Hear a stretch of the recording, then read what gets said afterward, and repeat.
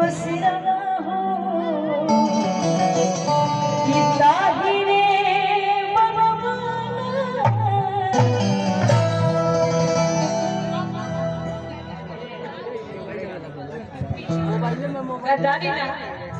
भक्त कहा था। अच्छा हम एक हाली गान ताली बजावे के परेशान नहीं करेंगे। बस एक बार सब कोई हाथ ऊपर करे, सब कोई, हाँ सब कोई, और एक बार प्रेम से बोली सच्चे दरबार की, शेरावाली मैया की, जय श्री राम।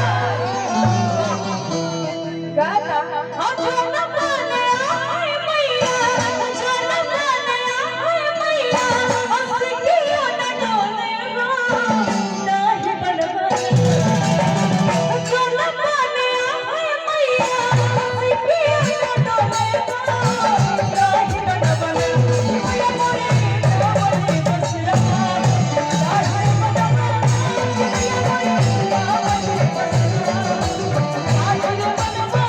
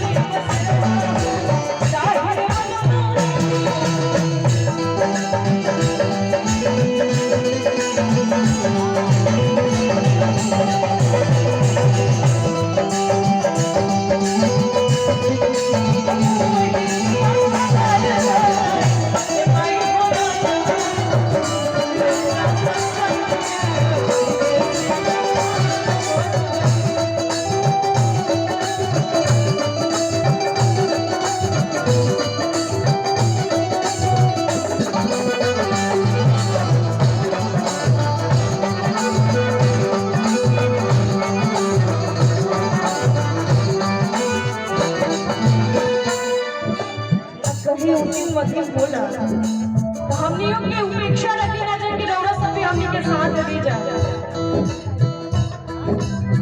भाई साउंड भी बजत बजत परेशानी हो गई बा।